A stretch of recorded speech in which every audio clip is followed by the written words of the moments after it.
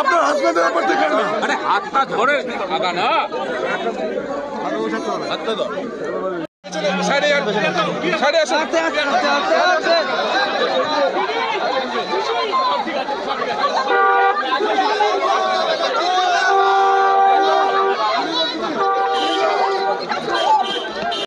কথা বলে নিলাম আপনারা যারা পরিবারের লোক আছেন বডিটা একবার দেখান, কারণ এনকোয়ারি যখন হবে বডিটা না দেখলে এনকোয়ারিটা কি করে করবে, আর বডিটার পুরো ভিসি করে রাখবে, মানে ভিডিও করে রাখবে, যাতে কেসের পক্ষে সুবিধে হয় এবং উপযুক্ত শাস্তি।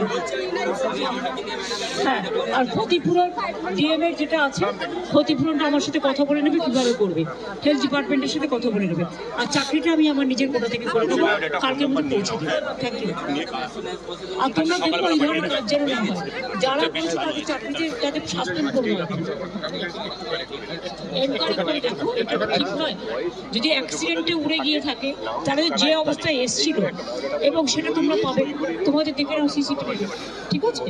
বাড়ির লোকেরা যখন কমপ্লেন করছে তখন নিশ্চয়ই এর মধ্যে কোনো সত্যতা আছে, দেখে নাও। আরে লাইটটা বন্ধ করছিস কেন? নিশ্চয়ই ঘটেছে, দেখে নাও। অন্যায় করে থাকলে অন্যায় বিচার।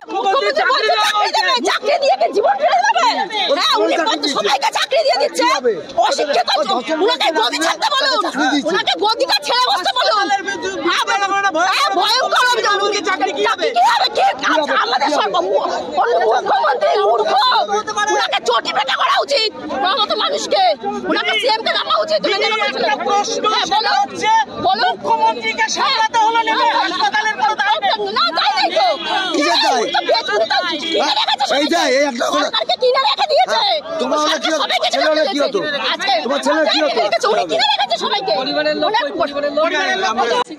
কথা বলে নিয়েছি এবং যেটা ঠিক করলাম সেটা হচ্ছে যদি এই ঘটনা কেউ করে থাকে টোটাল এনকোয়ারি অর্ডার দিলাম, এবং 2 হচ্ছে তার বিরুদ্ধে অ্যাকশন নেওয়া হবে, সিসিটিভি ফুটেজও দেখা হবে, এবং যে পরিবারের এই ঘটনা ঘটেছে তাদেরকে প্রয়োজনীয় ক্ষতিপূরণও দেওয়া হবে।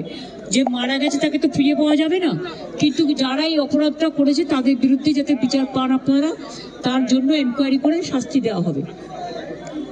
এবং অ্যাক্সিডেন্টটা যেটা রাস্তায় হয়েছে মর্মান্তিক, আমি আপনাদের পরিবারকে সমবেদনা জানাচ্ছি, কারণ মাত্র 35 বছর বয়স, এই এত কম বয়সে তার বাড়ি থেকে কেউ আছে কাজ করার মতো? তার বউ কি কাজ করতে পারবে? তিনি বিধবা, মা তো আছে, মায়ের কত বছর বয়স?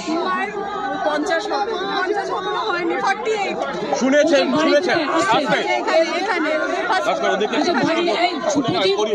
বাড়ির অ্যাড্রেসটা লিখে নাও, আর বায়োডাটাটাও মা নিয়ে নাও। ঠিক ম্যাডাম, আমি আমার কোটায় যে চাকরি হয় বছরে 2টো, আমি তার থেকে একটা করে দেবো, কাছাকাছি করে দেবো, যাতে উনি আমার সংসারটা চালাতে পারেন। ঠিক আছে, আমি এটা করে দিচ্ছি। অন্যায়ের বিচার হবে, 2 হচ্ছে ক্ষতিপূরণ হবে, 3 হচ্ছে আমি আমার নিজের চিফ মিনিস্টারের কোটা থেকে আমার বছরে 2টো পাই, আমি সেখান থেকে 1 বছর 10,000 টাকা করে পাবে গ্রুপ ডি, আর 1 বছর বাদে পার্মানেন্ট চাকরি হয়ে যাবে। ঠিক আছে, মায়েরটা আমি করে দেবো। আপনি একটা কাজ করুন, ওনার মায়ের যে একটা বায়োডাটা লাগবে, বায়োডাটা মানে বুঝতে পারছেন তো, নাম, অ্যাড্রেস আর বয়স, আর পড়াশোনা যদি করে, ঠিক আছে, না করলে কোনো অসুবিধে নেই, তাহলে লিখে দেবেন, লিখতে পারে, পড়তে পারে, এইটুকু লিখেই হবে। এখানে আর কোনো কিছু নির্দিষ্ট কিছু নেই, শুধু এইটুকু লাগে, কারণ গভর্নমেন্ট সার্ভিস বলে। আমি আপনাদের সুপ্রতিভ আমাকে যখনই দেবে বায়োডাটা আমি করে দেবো।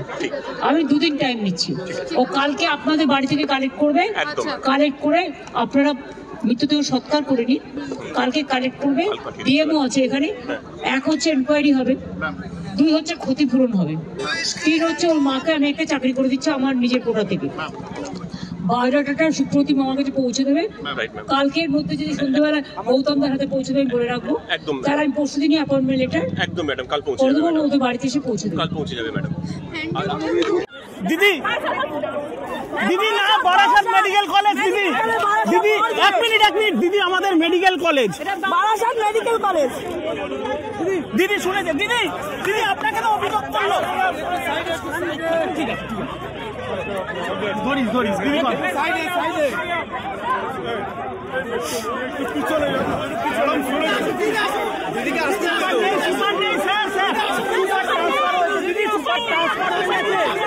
একটু দেখে যান, এসব দেখে যান, একটু দেখে যান, একটু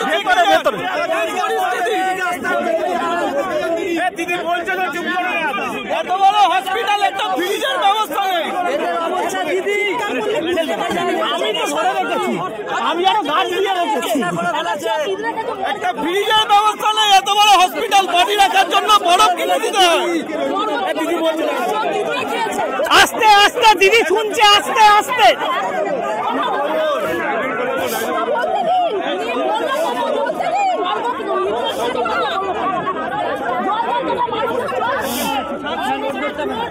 অপু আকিস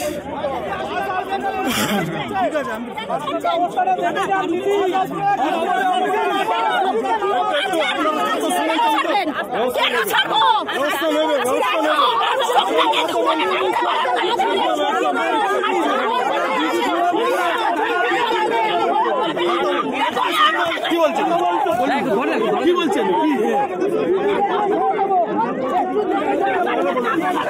আরে দিদি হাসপাতাল থেকে যান, হাসপাতাল কি অবস্থা।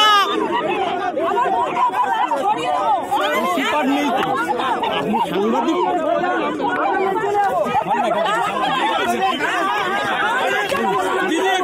দিদি আপনি দেখে যান আর আপনার কাকুলি দিকে ডেকে নিয়ে আসেন বারাসাত হসপিটাল।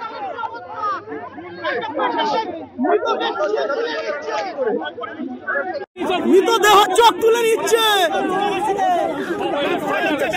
ব্যবসা করছে।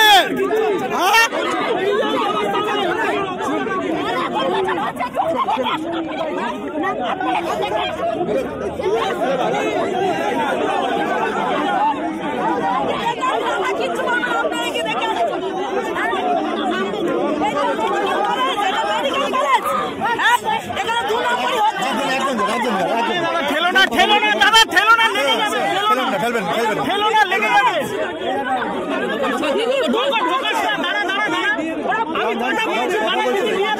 কথা বলেছি, গাড়ির মধ্যে আছে। ও একটু পিছনে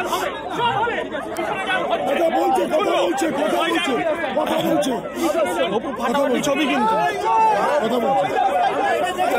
হ্যাঁ আমরা আছি, চাপ নেই, আমাদের নিয়ে চাপ নেই। আমি আরো গার্ড করে চোখ নিয়ে ব্যবসা চলবে না। আরে দাঁড়াও,